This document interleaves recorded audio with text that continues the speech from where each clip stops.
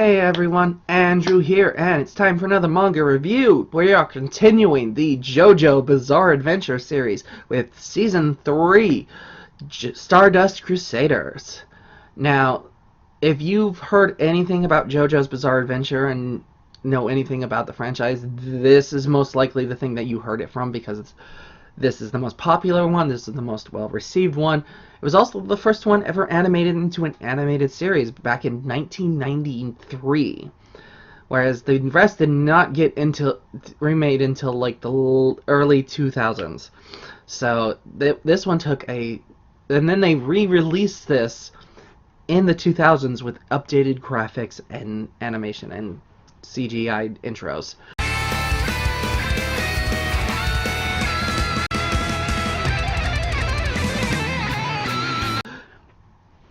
And like this one definitely lives up to the hype, I can say that right away, but it also completely changes the landscape of what the series was. We have no longer our hormone users there, vampires are barely there, it's not about using your breath or anything. That's completely different battles, a completely different system, completely new, different type of combat. So let's get into it. So we start where we ended off with Battle Tendencies. It is in 1987. Joseph Joestar, now an older man, has traveled into Japan after being called by his daughter Holly because her son Jotaro Kujo is in prison.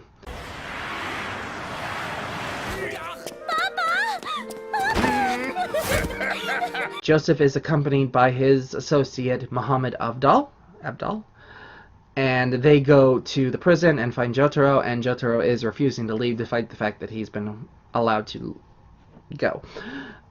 Jotaro says that he is possessed by an evil spirit, and he's worried that if he leaves this cell, the spirit will cause harm.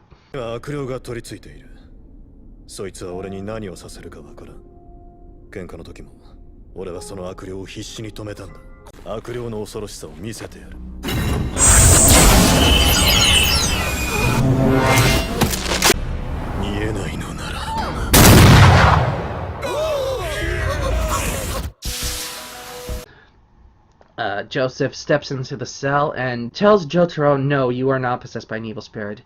What you have is a manifestation of your fighting spirit. We call it a stand, because it stands beside you.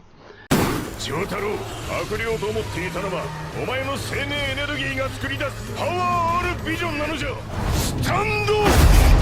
and then Joseph reveals that he also has a stand.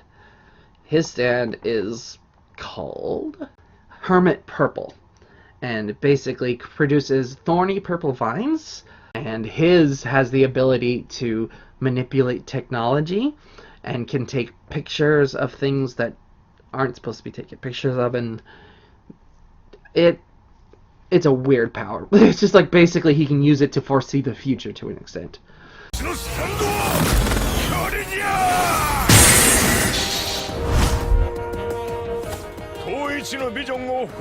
And find out that Jotaro's stand is called Star Platinum, and that the world is now having a higher level of people developing stand abilities, and it is all due to one simple thing: Dio Brando has returned.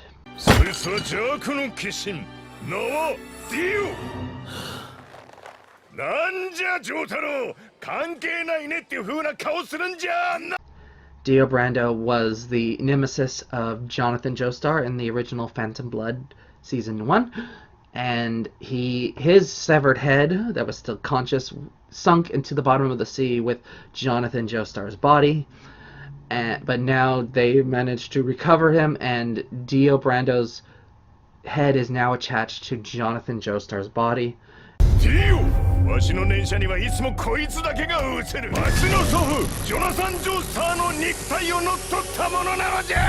And being attached to him, and then given the ability to produce a stand, which we find out later is through the power of this special arrow, but we'll get into that more in the season that deals with that. And he has given himself a very powerful stand. Because he's in Jonathan's body, the ability to use a stand has been passed down. All of the Joestars, including Joseph, Jotaro, and also Holly has one. But the difference is Holly's is not working, is not a positive thing that they can use as a weapon. It is actually wrapping around her heart and is starting to slowly kill her. Basically, Joseph wants to go after Dio. Jotaro doesn't want to get involved, doesn't want to have anything to do with it. He decides he's just going to go to school. And he is confronted by another Japanese student named Norikai Kakyoin. And Kakyoin reveals that he also has a stand. And they get in a fight, and Kakyoin tries to kill Joseph, but Joseph manages to win the fight and figures out that there's this little flesh bud parasite on him that is actually allowing Dio to control Kakyoin.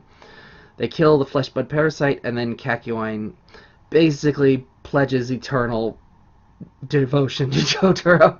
Like, he will not leave Jotaro's side for the remainder of the series. They agree that they have to go and travel to find and stop Dio, and the only place that he was last known or spotted in was in Egypt. So Jotaro, Joseph, Abdal, and Kakyoin travel towards Egypt. Along the way, very quickly, they run into another possessed, brainwashed assassin by the name of Jean-Pierre Polnareff and his stand, Silver Chariot. They manage to defeat and take off the pod controlling him, and Polnareff decides that he wants to join them because he wants to kill Dio and avenge the death of his sister, who was killed by a stand user named Whole Horse. And the entire thing from this point on becomes a journey story. Basically, okay, we're going to Egypt. Alright, we're going to go this way. Nope. Fight. Alright, we'll try this way. Fight. And just fight. Like the entire chunk. So I'm going to skip through all of that. And don't get me wrong. That is both a great and a terrible thing. Because it's like there's not a lot of stuff that I can tell you story-wise to explain the plot. Because it's just fight. They're all interesting. They're all creative. There's some really great ones in there. There's a point where it's like they're on a ship, and it turns out the ship is being controlled by a stand-wielding gorilla. There's the time where they end up fighting the sun, and the sun is trying to kill them, and it's ridiculous but amazing, and I truly do absolutely love a lot of the stuff in the fights, because it gets a little bit repetitive, and I don't remember every single character and every single fight, and I don't want to even spoil some of those for you, because some of those are amazing. Like, if I would have to break down every single fight, and I neither have the time, energy, or mental ability to do that. So let's just skip on to them getting to Egypt. Upon arriving in Egypt, they are joined by another stand user that Joseph has brought in from the Speedwagon Foundation. Another stand user by the name of Iggy, and Iggy is a Boston Terrier who has a stand. And at first, Iggy seems like completely useless and not needed to be there. He spends the whole time either chewing on coffee-flavored gum or biting Polnareff on the head or wherever he can get his teeth and doing nothing. But then you get to a point where there's a full fight from Iggy's perspective, and you realize that it's like he doesn't want to fight, but he does have the stand, and you see him use his stand to fight and defeat this other animal stand user that is this vulture-like thing. And so they eventually figure out where Dio is. They go in to fight Dio. Jotaro, Jonathan, and Kakyoin are separated from the others, and Iggy, Abdal, and Polnareff end up coming across Dio's second-in-command, this person known as Vanilla Ice,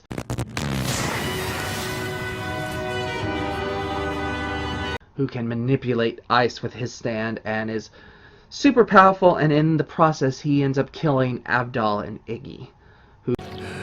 あの時私はアブドゥルとお前を同時に消し去るつもりでいたが、奴はお前を突き飛ばした。あばよ、イギー、スタンドを使うなとあれほど言ったのに、カッコつけやがって。ちくしょう、俺の方が生き残っちまった。sacrifice themselves to save Polnareff from dying. Polnareff tries to get advantage, but he just can't, and eventually figures out that Vanilla Ice has been transformed into a vampire just like Dio. And then he uses his stands and the last bit of his power to break open a window and flood the room in sunlight, disintegrating Vanilla Ice. Joseph, Jotaro, Kakyoin, and Polnareff end up going up against Dio.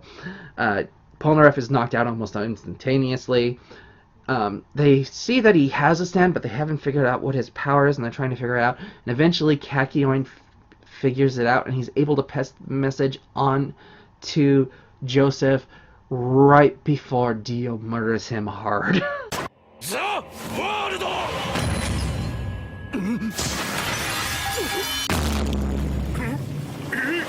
Kakyoin! Bagana!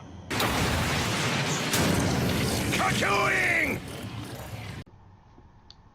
Joseph managed to get the message to Jotaro that Dio's stand is called the World, and it can freeze time for up to 5 seconds. And then basically Jotaro's trying to fight him, and then Joseph tries to get involved, and Dio attacks him and then drains him of his blood and leaves him dead. And this gives Dio the ability to even make him even stronger and able to control time even more. And as they're fighting, and as Jotaro was starting to get close, it's like they realizes that our stands are very similar. They seem to have the same strength, seem to have the same attacks. They seem to even have the same power. And eventually, Jotaro is able to stop time. Jotaro!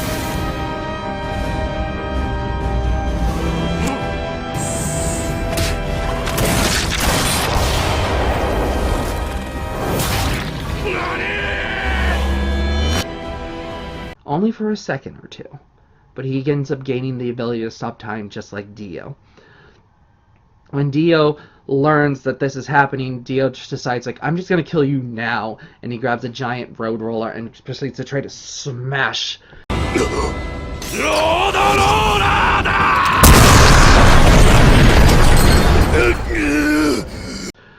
Jotaro to pieces with it. And just at the last second, right before it's about to hit, Jotaro freezes time.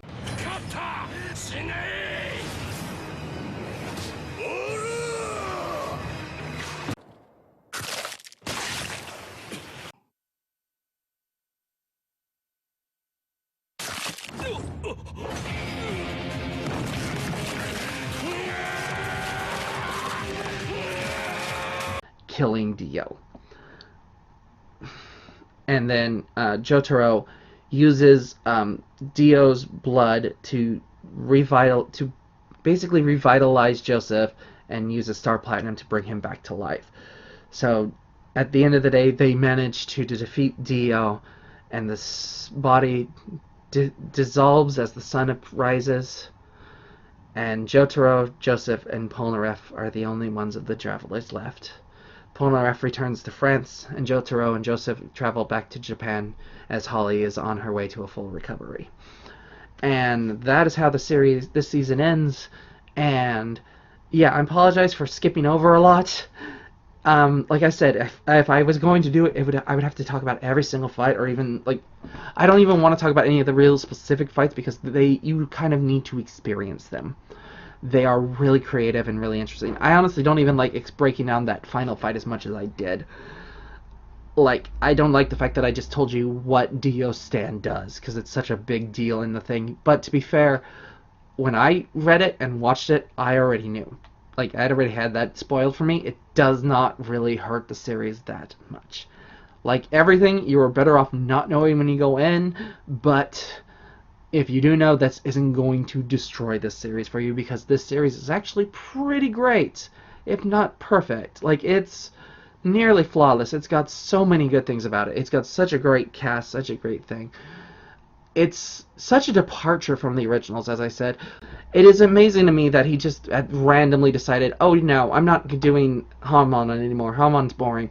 Let's do stands. They all have a special ability that is completely random, and sometimes it's useful, and sometimes it's completely not. And then sometimes what seems not useful, it's actually extremely useful.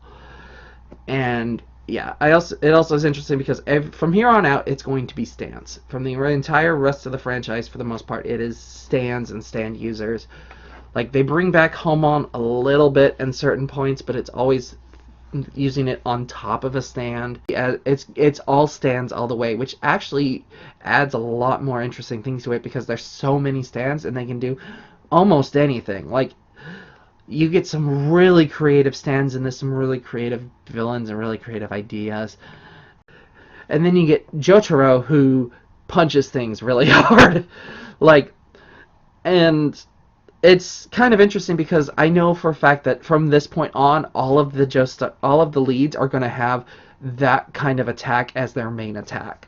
Like, even though their stands all have different powers and have different things that they focus on, their main attack is going to be punch, punch, punch, punch, punch, punch, punch. Or as this series trademark, because JoJo definitely trademarked this, it's ora, ora, ora, ora.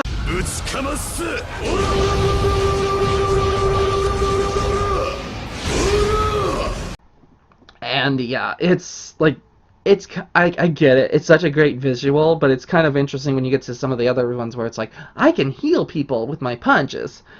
And so I'm going to punch really fast. Like, wait, what? I have a spider web, and I'm going to kick you really fast. Like,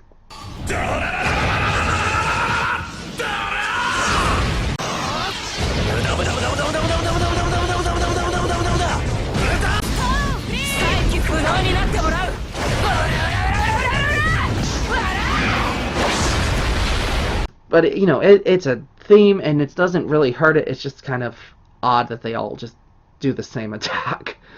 The cast, Jotaro is such an interesting and different lead especially when you compare him to the other three, because you had Jonathan Joestar, who was basically a goody two shoes Superman-esque Boy Scout character.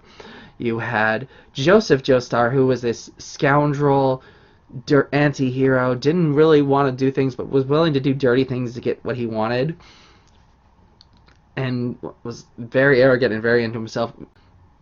And then you got Jotaro, who is this calm, confident, cool, never stressed, never worried about situations, just goes into every fight like, I've got this. And cannot put up with the world, doesn't want to deal with any of the drama of the world. So his catchphrase is good grief, which is just anything that happens that he's just like, ugh, good grief. And he's so calm and confident. It's like any situation he knows he's gonna win. There's a certain one of the best things in the entire thing is there's a stand user who basically isn't a fighter. He uses cards and gambles, and his powers allow him to cheat and prevent others from cheating. So he knows what's going on, and he has full advantage of it. And everyone tries to manipulate it, but can't do it. And then Jotaro's the last one left, and he gets by almost entirely on pure luck and confidence. He doesn't even look at his cards. He's just like, I'm good. I got this. And it causes the other guy to just not be able to deal and freak out. He is basically Batman. He is the anime Batman. He is just this cool, calm, collected character that knows he's amazing and doesn't have to put in the effort. He is also kind of a little overpowered. He has the confidence and knows he can win most fights, and he usually seems to figure it out and win most fights. He doesn't seem to get challenged very often. Dio is the one that really gives him an actual I might not win kind of feel about it, and then he ends up just developing a new power that he never thought he had. And it's arguably, yeah, he may have already been kind of using a variant of it, which is why he could punch that quickly, but it's also kind of came out of nowhere. Like, it's like you just randomly developed the ability to stop time, even though the fact that no stands are supposed to have the same abilities. I don't know. It's a nitpick. It's an odd choice, but it doesn't hurt the thing. And then it's like, there's really not many other ways you could really destroy or stop Dio, and it does build up this rivalry where it's like Jonathan may have been the start of this rivalry, but it was all leading to Jotaro meeting Dio. And that is kind of cool and really cool and interesting. The weird thing with him is his hat. There's this weird thing about his hat where it's like, it looks like his hat and his hair are fused together. And I've heard a couple different explanations for this. One is like the back of his hat is frayed, so it's the hair sticking out through the back, and he's just wearing a little bit of the top.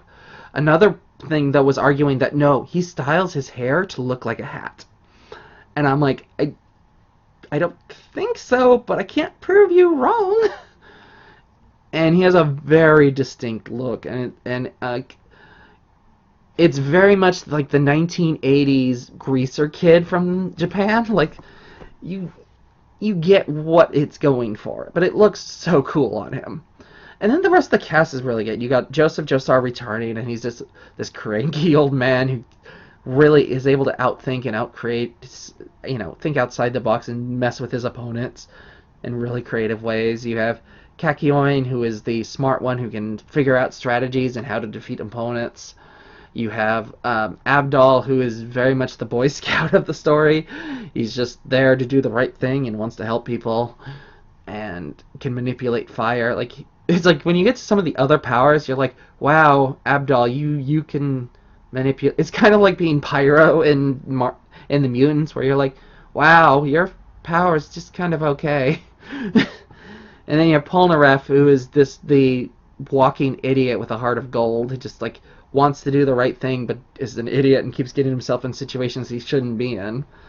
His stand, I really do actually super like Silver Chariot. His stand is such a really good idea. And there's points where it's like you can even like see different variants of his stand using different things, and it's just really cool. You even end up loving like Iggy, who has like this no personality at the start. He's just a dog who just bites and chews gum all the time, but by the end you love him. He's one of the best characters in all of anime, and it's like you legitimately tear up and get sad when he dies. Like, it hurts a lot. And Dio, like, honestly, Dio just is such a great villain. Like, I'm not surprised that they keep going back to the Dio well. Like, yeah, and this one has real stakes and real danger and real problems. Like, they keep faking out that people are going to die, and, like, I've complained about that on some other ones where it's like, oh, come on. But it's like, with this one, it's like, you do legitimately think they're dead for a few minutes. Like, they don't come back immediately, unlike, Fairy Tail sometimes did. But it's also, like, when you get to the end, there is real consequences. Most of the friends are dead. Like, only a couple of them survived, and that was just barely. Like, Polnareff and Joseph could have just been dead, and it could have just been Jotaro by himself. And you get a lot of that fun. These are all named after, different rock stars. Like, Iggy is, of course, Iggy Pop. You have Enya the Hag, who is named after Enya. Jay Guile, who's the Jay Guile Band. Steely Dan, Vanilla Ice. There's a bunch, and they're all references to something. There's so many, and it actually works really well. It's a film with very few real flaws, or a show with very few real flaws. Just a really great set of characters, having really creative, interesting fights. It's really interesting. It has literally the best, the first half of it when they're going to Egypt has the best ending credits theme. It's just really good. They just do walk like an Egyptian from the Bengals, and it just works super well, and it's really fun. Walk like an Egyptian. It is, honestly, it's my favorite of the entire series. It's just so interesting and so well done, and you can tell why they would pick this one to be the one that made things popular, but also the one you would pick to do the OVA, because it has so much more interesting stuff to do. Whereas starting from Phantom Blood, you have to really build characters into liking them. Like this one, it's like from the get-go, you're like, I'm in. I'm 100% in. Like, let's go. Let's go on this venture. Oh, cool, a gorilla with powers. Okay. It's creative and interesting and fun and really changed the entire future for this franchise. And I think only for the better. Although we do then have to get into the next one, which... yeah. Well, we'll get to that one when we get to it. But let me know what you all think. Do you like the series? Do you dislike this series? Who's your favorite character? Let me know in the comments below. Happy watching. Happy reading. I will see you all next time. Bye.